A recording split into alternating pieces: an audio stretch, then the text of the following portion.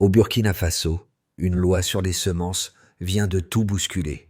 Elle interdit les OGM et engage 900 millions de dollars pour relancer l'agriculture indigène, au risque de froisser des intérêts puissants à l'étranger, notamment aux États-Unis. Derrière ce pari, Ibrahim Traoré mise sur une souveraineté alimentaire concrète. Rendre aux agriculteurs la maîtrise des variétés adaptées au Sahel, réduire la dépendance aux brevets et tester un modèle exportable au Mali ou au Niger. Reste une question. Jusqu'où cette décision peut-elle remodeler l'Afrique et les règles du commerce agricole mondial? La promesse affichée, c'est clair. Reprendre le contrôle de l'alimentation pour sécuriser l'avenir économique et social du pays. Pour les autorités burkinabées, l'enjeu dépasse la simple question des rendements agricoles. Il s'agit de réduire une dépendance structurelle aux semences importées, coûteuses et souvent inadaptées au climat du Sahel. Cette orientation comporte toutefois des risques réels. Une rupture avec les circuits dominants des semences peut provoquer des tensions commerciales, fragiliser certaines exportations et exposer le pays à des pressions diplomatiques accrues. Dans le même temps, le bénéfice potentiel est majeur. Des agriculteurs moins endettés, des variétés mieux adaptées aux sécheresses, et une économie rurale capable de créer davantage de valeur locale. Sous la présidence d'Ibrahim Traoré, ce pari assume une logique de long terme, où la souveraineté alimentaire devient un levier de stabilité nationale plutôt qu'un simple objectif technique. La question centrale est donc la suivante. Ce choix audacieux peut-il équilibrer gains internes et coûts externes sans isoler le Burkina Faso sur la scène internationale? Les premiers résultats sont tombés plus vite que prévu. En un an, la production de mil a progressé de 23%, celle du sorgho de 19%, tandis que l'importation de semences OGM reculait de 30%. Ces chiffres, encore partiels, ont surpris des observateurs qui s'attendaient à une période de transition longue et instable après l'adoption de la loi semencière. Pour comprendre cette accélération, il faut revenir au contexte initial. Avant la réforme, une grande partie de l'agriculture burkinabé dépendait de semences brevetées, souvent chères et mal adaptées aux sols pauvres et aux sécheresses récurrentes du Sahel. Les agriculteurs devaient racheter chaque année des intrants, ce qui augmentait leur endettement et réduisait leur marge de manœuvre. Dans ce cadre, la promesse d'autonomie restait théorique. La loi agricole de 900 millions de dollars a changé l'équation. Elle ne s'est pas limitée à interdire les OG. Elle a financé la restauration de variétés locales, la formation des paysans et des investissements ciblés dans l'irrigation. Sous la présidence d'Ibrahim Traoré, cette approche a été présentée comme une reconstruction progressive, plutôt qu'une rupture brutale, même si le signal politique envoyé à l'international était fort. Ce positionnement a immédiatement attiré l'attention des États-Unis et des multinationales de l'agriculture, inquiètes de voir un pays du Sahel remettre en cause un modèle dominant depuis des décennies. Mais sur le terrain, l'effet a été plus pragmatique. Des communautés rurales ont retrouvé des semences familières, adaptées à leur climat, et une capacité accrue à décider de leurs pratiques. Au fond, ce qui était présenté comme un risque majeur s'est d'abord traduit par une stabilisation rapide. Reste à savoir si cette dynamique initiale peut durer et s'étendre au-delà des premières récoltes. Dans cette transition, un personnage sert de point d'ancrage pour comprendre les effets concrets de la réforme. L'agriculteur rural burkinabé, longtemps coincé entre des choix qui s'imposaient et des marges réduites. Pendant des années, il a travaillé avec des semences importées, souvent accompagnées d'engrais coûteux, sans toujours maîtriser les conditions d'utilisation ni les risques à long terme pour ses sols. La réforme agricole a déplacé ce centre de gravité. Très tôt, des effets visibles sont apparus dans certaines zones rurales. Les agriculteurs ont recommencé à échanger des semences locales, à comparer leurs pratiques et à reconstruire des réseaux de savoir qui avaient été marginalisés. Cette dynamique n'a rien d'idéalisé. Elle s'est accompagnée de doutes, de pertes ponctuelles et d'une phase d'apprentissage. Mais elle a aussi redonné une marge de décision à ceux qui cultivent la terre. L'État a joué un rôle de facilitateur plutôt que de simple régulateur. Des programmes de formation ont été lancés pour accompagner la transition vers des pratiques adaptées au climat sahélien, tandis que des investissements ciblés ont amélioré l'accès à l'eau et aux infrastructures locales. Ces mesures ont permis de réduire la vulnérabilité immédiate face aux sécheresses et aux variations climatiques. À ce stade, l'effet principal n'est pas spectaculaire mais structurant. Les agriculteurs commencent à raisonner à nouveau sur le long terme, à ajuster leur culture à leur environnement plutôt qu'aux exigences d'un marché extérieur. Le véritable enjeu apparaît alors clairement. Transformer ce regain de contrôle local en un modèle durable, capable de résister aux chocs économiques et politiques à venir. Tout a commencé par une pression venue de la base. Pendant des années, des groupes d'agriculteurs burkinabés ont exprimé leur frustration face au coût croissant des semences importées et à la dépendance qu'elles créaient. Les récoltes irrégulières, aggravées par des sécheresses répétées, rendaient ce modèle de plus en plus fragile. Ce mécontentement diffus a fini par remonter vers les autorités, transformant un problème agricole en enjeu politique. L'élément déclencheur a été la décision de formaliser cette contestation dans un projet de loi national. L'interdiction des semences génétiquement modifiées n'était pas pensée comme un geste isolé, mais comme le point de départ d'un plan plus large visant à reconstruire une filière agricole autonome. Lorsque le gouvernement a annoncé un engagement financier de 900 millions de dollars pour soutenir cette transition, le signal était devenu impossible à ignorer, à l'intérieur comme à l'extérieur du pays. Le moment de bascule est survenu lorsque le président Ibrahim Traoré a publiquement soutenu cette orientation. À ce stade, le débat a changé de nature. Il ne s'agissait plus seulement de techniques agricoles, mais d'un choix assumé de souveraineté économique. Cette prise de position a galvanisé une partie des communautés rurales, tout en provoquant une réaction immédiate chez les acteurs internationaux liés au marché des OGM. La montée en tension a été rapide. Aux États-Unis, des analystes et des représentants du secteur agricole ont évoqué un risque de précédent dangereux. L'idée qu'un pays du Sahel puisse se soustraire au modèle dominant des semences brevetées a suscité des inquiétudes quant à l'effet d'entraînement régional. Dans les semaines qui ont suivi, des signaux diplomatiques ont été envoyés, rappelant les conséquences potentielles sur les échanges commerciaux et les investissements étrangers. Sur le terrain, cependant, la dynamique suivait un autre rythme. Les premières distributions de semences locales restaurées ont eu lieu, accompagnées de formations et de dispositifs de soutien. Les agriculteurs ont commencé à tester ces variétés sur de petites parcelles, comparant les résultats avec les cultures précédentes. Cette phase expérimentale a constitué le cœur de la transition, loin des déclarations politiques et des débats internationaux. Les répliques se sont ensuite fait sentir à plusieurs niveaux. Certaines multinationales de l'agriculture ont réduit leur présence commerciale, anticipant une baisse de la demande. Parallèlement, l'État a renforcé ses investissements dans l'irrigation et les infrastructures rurales pour éviter une rupture brutale de la production. Ce double mouvement, retrait externe et consolidation interne, a redéfini l'équilibre du secteur agricole en quelques mois. Aujourd'hui, la séquence apparaît plus lisible. Une revendication locale a déclenché une décision politique, suivie d'un affrontement symbolique avec des intérêts globaux, puis d'une phase d'ajustement pragmatique sur le terrain. Sous la présidence d'Ibrahim Traoré, cette chaîne d'événements a transformé une réforme agricole en test grandeur nature de souveraineté. La question reste ouverte. Cette dynamique peut-elle conserver son élan lorsque les premières difficultés structurelles apparaîtront? Avant la réforme, la trajectoire était connue. Des rendements irréguliers, une dépendance élevée aux intrants importés et des coûts de production à hausse constante pour les exploitations familiales.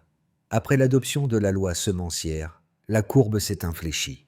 En 12 mois, la production de mil a progressé de 23%, marquant un écart net avec la tendance précédente, fondée sur des semences importées peu adaptées. Ce premier chiffre ne signifie pas une révolution instantanée, mais il indique un changement mesurable entre un système contraint et un modèle en reconstruction. Un autre indicateur confirme cette évolution. Les rendements de sorgho ont augmenté de 19%, là où les années précédentes étaient marquées par une stagnation, voire des reculs lors des épisodes de sécheresse. Cette hausse ne s'explique pas par une intensification chimique, mais par l'utilisation de variétés locales mieux ajustées au sol et au cycle climatique du sel. Autrement dit, le gain observé provient davantage de l'adéquation écologique que d'un apport massif d'intrants externes. Un troisième repère chiffré éclaire la logique économique de la réforme. Les importations de semences génétiquement modifiées ont reculé de 30% depuis l'entrée en vigueur de la loi. Cette baisse traduit une réduction directe de la dépendance vis-à-vis des fournisseurs étrangers et, pour de nombreux agriculteurs, une diminution des dépenses récurrentes. Moins de semences brevetées achetées signifie aussi moins d'endettement saisonnier et une capacité accrue à réinvestir localement. Mis bout à bout, ces trois indicateurs dessinent une tendance plutôt qu'une certitude définitive. Ils montrent que la transition n'a pas entraîné l'effondrement redouté par certains acteurs internationaux. Au contraire, elle a produit des résultats rapides sur des cultures de base, essentielles à la sécurité alimentaire. Sous la présidence d'Ibrahim Traoré, ces données ont été utilisées comme un argument central pour défendre la réforme face aux critiques externes, en soulignant qu'il ne s'agissait pas d'un geste idéologique, mais d'un choix appuyé sur des résultats observables. Cependant, ces chiffres ont leurs limites. Ils concernent principalement les premières zones pilotes et ne garantissent pas une homogénéité nationale immédiate. Les autorités reconnaissent que la généralisation du modèle dépendra de la capacité à maintenir les investissements, à former durablement les agriculteurs et à gérer les aléas climatiques futurs. Les données actuelles indiquent une amélioration relative, pas une victoire définitive. L'enjeu, désormais, est de savoir si cette dynamique chiffrée peut s'inscrire dans la durée. Les premiers écarts entre l'ancien et le nouveau modèle sont visibles. Reste à vérifier si, sur plusieurs cycles agricoles, ces gains résisteront aux pressions économiques, aux variations climatiques et aux tensions géopolitiques qui entourent cette réforme. Les critiques de la loi semencière se structurent autour de deux arguments principaux. D'abord, certains affirment que l'abandon des semences génétiquement modifiées affaiblirait la compétitivité du Burkina Faso sur les marchés internationaux. Selon cette lecture, les OGM offriraient des rendements plus élevés et une standardisation nécessaire pour répondre aux exigences des échanges mondiaux. Rompre avec ce cadre exposerait donc les agriculteurs burkinabés à une marginalisation progressive. Ensuite, un autre argument met en avant le risque économique. En se détachant des grands fournisseurs internationaux, le pays s'exposerait à une baisse des investissements étrangers, à des tensions commerciales durables et à une instabilité accrue des revenus agricoles. Cette critique souligne que, dans un contexte de mondialisation, l'autonomie complète serait illusoire et potentiellement coûteuse pour une économie sahélienne déjà fragile. Ces positions méritent d'être examinées sérieusement. Elles reposent sur une logique dominante dans l'agriculture industrielle, où la performance est mesurée avant tout par le rendement maximal et l'intégration aux chaînes globales. Toutefois, cette logique ignore plusieurs contraintes structurelles propres au Sahel. Les semences OGM, conçues pour des environnements plus stables, montrent souvent leurs limites face aux sols pauvres, aux pluies irrégulières et aux sécheresses prolongées. La compétitivité théorique se heurte alors à une vulnérabilité pratique. La réponse apportée par l'expérience burkinabé s'appuie sur des données de terrain. Les hausses observées sur le mil et le sorgho indiquent que des variétés locales peuvent atteindre, voire dépasser, les performances antérieures dans des conditions climatiques difficiles. De plus, la réduction des coûts liés aux intrants importés modifie l'équation économique. Un rendement légèrement inférieur, mais obtenu à moindre coût, peut améliorer le revenu net des exploitations familiales. Enfin, La réforme ne vise pas une fermeture totale. Sous la présidence d'Ibrahim Traoré, le discours officiel insiste sur une réorientation plutôt qu'un isolement. L'objectif est de réduire la dépendance excessive, non de rompre tout échange. Cette nuance est centrale. Elle replace la souveraineté alimentaire comme un outil d'adaptation aux réalités locales, et non comme un rejet dogmatique du commerce international. Ce qui modifie réellement la trajectoire, c'est le déplacement du rapport de force. La loi semencière n'a pas seulement remplacé des variétés agricoles, elle a redéfini qui décide, à quel rythme et selon quels intérêts. En recentrant la politique agricole sur des semences reproductibles et locales, l'État burkinabé a réduit un levier de dépendance invisible mais structurant, l'obligation annuelle d'achat et de conformité imposée par des acteurs extérieurs. Cette bascule éclaire autrement les réactions internationales. Les inquiétudes exprimées aux États-Unis et par certaines multinationales ne portent pas uniquement sur des volumes de semences, mais sur un précédent politique. Si un pays du Sahel parvient à stabiliser sa production en dehors du modèle dominant, alors l'argument de l'inévitabilité des OGM perd de sa force. C'est ce signal, plus que les chiffres bruts, qui inquiète. Sous la présidence d'Ibrahim Traoré, cette lecture est assumée. Le pouvoir ne présente pas la réforme comme une exception burkinabé, mais comme une démonstration de faisabilité. Le message implicite est simple. La dépendance n'est pas une fatalité structurelle, mais le résultat de choix politiques passés. À mi-parcours, la réforme change donc de nature. Elle cesse d'être un pari agricole pour devenir un test de souveraineté reproductible. La question n'est plus de savoir si le Burkina Faso peut produire sans OGM, mais si d'autres accepteront d'en tirer les conséquences stratégiques. Pour l'État burkinabé, la première conséquence est budgétaire et stratégique. La baisse des importations de semences génétiquement modifiées allège la pression sur les finances publiques et réduit l'exposition aux fluctuations des marchés extérieurs. À moyen terme, cela offre une marge de manœuvre pour réorienter les dépenses vers des infrastructures agricoles, l'irrigation et la formation. Sous la présidence d'Ibrahim Traoré, cette évolution s'est présentée comme un rééquilibrage, moins de ressources consacrées à l'achat récurrent d'intrants étrangers, davantage investis dans des capacités productives locales. Pour les entreprises agricoles, l'impact est plus contrasté. Les multinationales historiquement présentes voient leur modèle remis en question, avec une contraction prévisible de leurs débouchés sur le marché burkinabé. À l'inverse, un espace s'ouvre pour des acteurs locaux et régionaux spécialisés dans la sélection, la conservation et la diffusion de semences indigènes.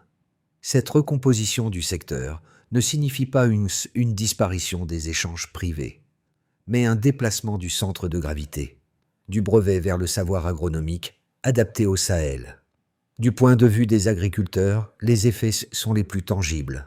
La réduction des coûts liés aux semences importées et aux intrants associés améliore la stabilité des revenus, même lorsque les rendements n'augmentent que modérément. Les paysans retrouvent une capacité de décision sur leur culture, peuvent être conservés et échanger leurs semences, et ajuster leurs pratiques aux conditions locales. Cette autonomie relative réduit l'endettement saisonnier et renforce la résilience face aux chocs climatiques, un facteur décisif dans une région marquée par l'irrégularité des pluies. À l'échelle régionale, enfin, la réforme burkinabé agit comme un signal. Des pays voisins, confrontés aux mêmes contraintes climatiques et économiques, observent attentivement l'expérience. L'intérêt exprimé par le Mali ou le Niger ne repose pas sur une imitation immédiate, mais sur l'idée qu'un autre chemin est praticable.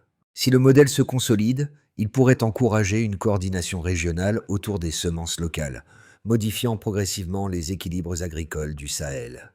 Ces conséquences dessinent un paysage plus nuancé qu'une simple victoire ou un échec. Elles montrent des gains concrets pour certains acteurs, des pertes pour d'autres, et surtout un déplacement durable des priorités. La réforme, soutenue par Ibrahim Traoré, produit déjà des effets différenciés selon les niveaux de décision. Reste à déterminer si ces bénéfices pourront être consolidés lorsque la pression internationale et les aléas climatiques se renforceront. Si l'on suit une trajectoire de base, la trajectoire actuelle se maintient sans accélération majeure. Les rendements continuent de progresser lentement grâce aux semences locales et aux investissements publics déjà engagés, tandis que les tensions commerciales restent contenues. Le Burkina Faso consolide son autonomie partielle sans provoquer de rupture diplomatique ouverte. Dans cette configuration, la réforme reste essentiellement nationale, observée avec prudence par les pays voisins, mais sans adoption immédiate à grande échelle. Si l'évolution devient plus favorable, et si les résultats agricoles se confirment sur plusieurs cycles pendant que les infrastructures rurales gagnent en efficacité, la crédibilité du modèle augmente. Les agriculteurs renforcent leur confiance, les coûts baissent durablement, et les surplus commencent à apparaître sur certains marchés locaux. Dans ce cas, l'expérience burkinabé devient une référence régionale. Des pays du Sahel pourraient initier des réformes similaires, créant des formes de coopération autour des semences indigènes et de l'agriculture adaptée au climat. Sous la présidence d'Ibrahim Traoré, cette option serait interprétée comme la validation politique d'un choix stratégique assumé. Si la trajectoire se durcit, sur une montée des contraintes externes et internes, une pression internationale accrue, combinée à des aléas climatiques sévères, pourrait fragiliser la transition. Des sanctions économiques, une réduction des échanges ou un retrait brutal des investissements compliqueraient la généralisation du modèle. Dans le même temps, si certaines récoltes échouaient, la confiance des agriculteurs pourrait s'éroder, ralentissant l'adoption des semences locales et ravivant les critiques internes. Ces trois trajectoires ne sont pas exclusives. Elles dépendent de conditions précises: continuité des investissements, stabilité politique et capacité à gérer les pressions extérieures. Si ces facteurs se maintiennent, alors la réforme peut s'inscrire dans la durée. Sinon, elle risque de rester une expérience limitée. La recommandation centrale est donc de raisonner en termes de résilience. Si le Burkina Faso renforce simultanément ses capacités agricoles et diplomatiques, alors la loi semencière peut devenir un levier durable plutôt qu'un pari isolé. Au-delà des débats politiques et agricoles, cette réforme touche des réalités que beaucoup reconnaissent, même loin du Burkina Faso. Elle renvoie à une question plus large. Que se passe-t-il lorsqu'un pays, une communauté ou un secteur économique dépend excessivement de ressources extérieures qu'il ne contrôle pas? Dans de nombreux contextes, cette dépendance se traduit par des coûts élevés, une faible marge de décision et une vulnérabilité accrue face aux crises. D'abord, pour celles et ceux qui vivent dans des pays importateurs, l'expérience burkinabé rappelle que la sécurité alimentaire n'est jamais acquise. Une rupture d'approvisionnement, une hausse soudaine des prix ou une décision prise à l'étranger peut rapidement affecter le quotidien. L'idée de relocaliser une partie des ressources essentielles, même partiellement, résonne donc bien au-delà du Sahel. Ensuite, beaucoup se reconnaissent dans la situation des producteurs. Qu'il s'agisse d'agriculteurs, d'artisans ou de petites entreprises, la question de l'autonomie productive est centrale. Réduire la dépendance à des intrants coûteux, retrouver une capacité d'adaptation locale et sécuriser ses revenus sont des enjeux universels. Le cas burkinabé illustre qu'un changement de modèle peut redonner une marge de manœuvre, à condition d'être accompagné et progressif. Enfin, pour celles et ceux qui regardent ces évolutions à un niveau plus stratégique, la réforme soulève une interrogation sur les choix collectifs. Sous la présidence d'Ibrahim Traoré, le Burkina Faso assume un pari qui combine économie, politique et identité. Cette démarche invite chacun à s'interroger sur les compromis acceptés entre efficacité immédiate et résilience à long terme. Le lien avec le spectateur se situe précisément là, dans la capacité à reconnaître que ces décisions, bien que prises dans un contexte spécifique, posent des questions communes à de nombreuses sociétés. Dans quelle mesure seriez-vous prêt, vous aussi, vous aussi à accepter une transition plus lente aujourd'hui pour gagner en autonomie demain. La consolidation de la réforme repose sur une succession d'étapes clairement identifiées, plutôt que sur une rupture brutale. D'abord, il faut consolider les infrastructures. L'État doit poursuivre les investissements dans l'irrigation, le stockage et la transformation locale afin de sécuriser les récoltes sur plusieurs cycles agricoles. Ces équipements constituent la base matérielle sans laquelle les gains observés resteraient fragiles face aux aléas climatiques. Ensuite, l'enjeu est humain. La formation continue des agriculteurs est centrale pour stabiliser les pratiques liées aux semences indigènes. Il ne s'agit pas seulement de transmettre des savoirs traditionnels, mais de les combiner avec des techniques modernes de gestion de l'eau et des sols. Cette hybridation permet d'augmenter la productivité sans recréer une dépendance aux intrants coûteux. Les programmes publics doivent donc être réguliers, décentralisés et mesurables par des indicateurs simples de rendement et de coût. Puis, il s'agit d'organiser les filières. La sélection, la conservation et la diffusion des semences locales nécessitent des structures fiables, capables de fonctionner à l'échelle régionale. Des coopératives et des centres semenciers peuvent jouer ce rôle, en assurant la qualité et la disponibilité des variétés adaptées. Cette structuration réduit le risque de pénurie et renforce la confiance des producteurs. Après cela, une dimension diplomatique s'impose. Pour éviter l'isolement, le Burkina Faso doit maintenir des canaux de dialogue ouverts avec ses partenaires commerciaux. Sous la présidence d'Ibrahim Traoré, l'enjeu est de défendre la réforme comme une adaptation légitime aux contraintes locales, non comme une remise en cause systématique des échanges internationaux. Enfin, l'évaluation devient décisive.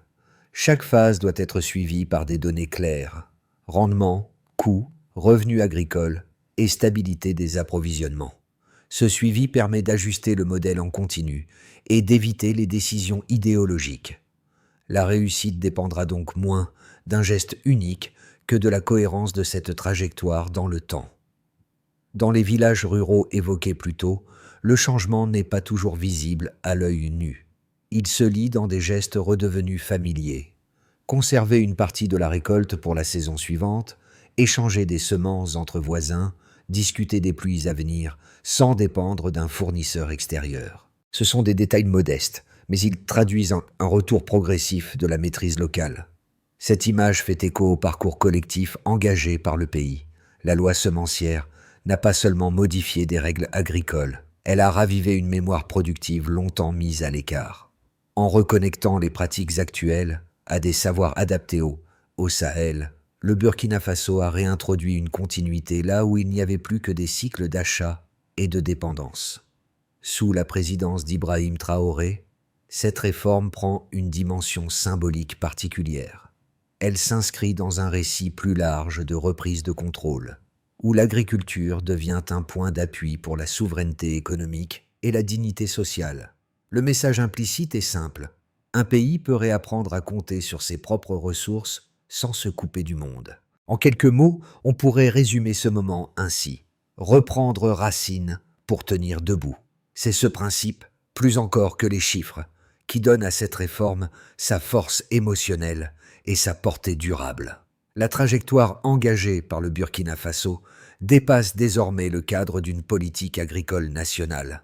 Elle agit comme un symbole, presque comme une question adressée au reste du continent et au-delà. Que se passe-t-il lorsqu'un pays choisit de ralentir, de réinvestir dans ses capacités locales et d'assumer les tensions que cela implique? Cette démarche ne promet ni résultat immédiat, ni certitude absolue, mais elle ouvre un espace de réflexion collective. Sous la présidence d'Ibrahim Traoré, la loi semencière devient ainsi un point de départ pour un débat plus large sur les modèles de développement, la place des multinationales et la valeur de l'autonomie. Elle invite à regarder autrement les compromis souvent acceptés comme inévitables. Le cas burkinabé ne fournit pas une recette universelle, mais il montre qu'une alternative peut être testée, mesurée et ajustée. Pour les observateurs, les décideurs ou les citoyens, l'enjeu n'est pas d'adhérer ou de rejeter ce modèle en bloc. Il s'agit plutôt d'en tirer des enseignements, de comparer avec d'autres contextes et de réfléchir aux marges de manœuvre possibles dans chaque société. L'agriculture n'est qu'un point d'entrée.